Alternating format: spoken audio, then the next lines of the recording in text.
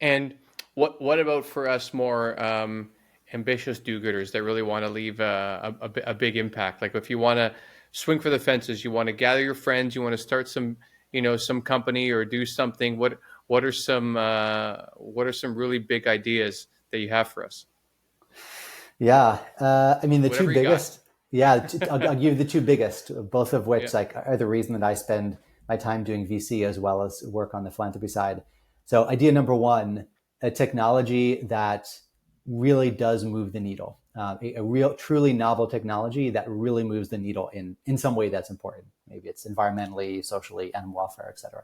But some new technology. Right? If we think about big step changes in how the world works, many of those big step changes came from new technologies. And so I think it's very hard to do that, right? It's very hard to come up with something really new that really can work in the market and that really moves the needle, checking all those boxes.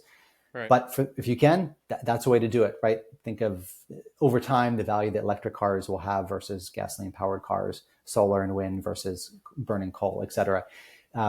Lots of other areas where, again, new technology can move the needle. So that's number one. Number two, figure out some way to make or raise or amass the most money that you can, and then donate it, get it being directed towards those really, really, really cost efficient charities. Um, yeah, those would be the two. That's great. I mean, another one that I was thinking about, well, I heard about when I was researching to potentially build the vegan protein company, was that a lot of people, if you just want to do good, go from whatever job and whatever capacity you're doing now and go work for a climate startup or a sustainable food company. Or if you're an HR in a finance company, go be HR in this one of these world changing companies. Like be part of the solution. And I've seen, I think it's Terra.do. I might be wrong about that, but there's a website where that is helping people who want to transfer into the climate economy. And I mean, I'm sure you're supporting a lot of these companies right now with VC funds. And so, like, are you seeing a lot of people like excited about making a difference? Because I mean, if you're HR in a regular law firm, I'm sure being HR in a carbon capture like I think mission means a lot. So I'd be curious like what you're seeing on the ground within these companies. Are you seeing a good energy?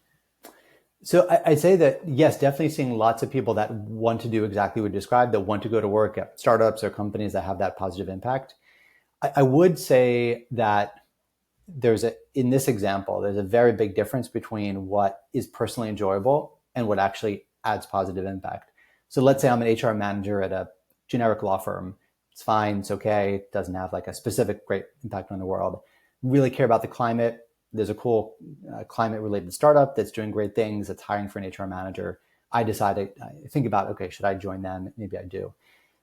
If I join, whether I join or whether I don't join, someone's going to be the HR manager there, right? Like they've got the money either to hire me or somebody else. So like whether I'm in that role or some random person's in that role, there's going to be an HR manager in place. So the only real benefit I bring to the world if I switch over is if I'm going to be a lot better than the HR manager they would otherwise hire, okay, then there's some benefit to the company. But otherwise, there's really no benefit. It might feel good. It might be enjoyable for me to go to work every day knowing I'm at that sort of company. But in terms of actual impact on the world, no difference, probably, that assuming my skills and the other person's skills are about the same.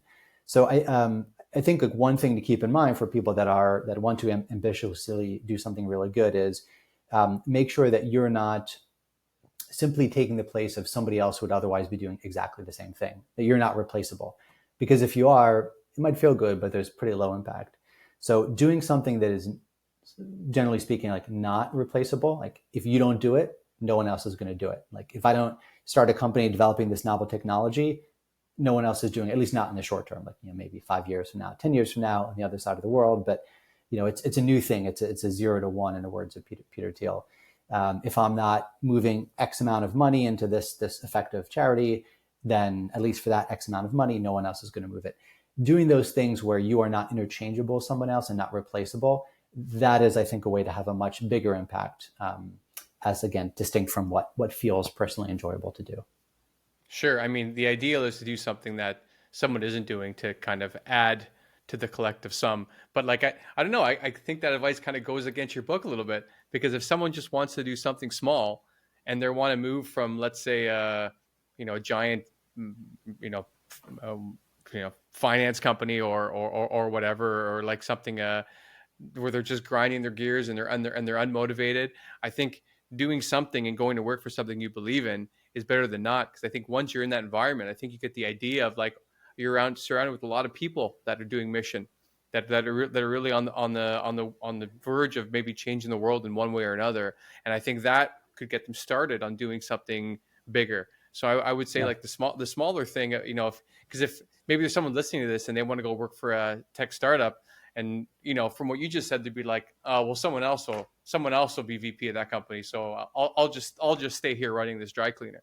So where I think, no, go, like, be part of the solution, and then all the other big ideas will come, will come afterwards. Because again, and this is coming from your book, that I really believe that inaction is doing as much harm as people that are doing real harm, and I really really love that. So if yeah, so I guess, what have you seen in people that have been reading the book? What sort of feedback have you been getting? Because I think it is a super powerful idea that I hope you're really able to spread far and wide.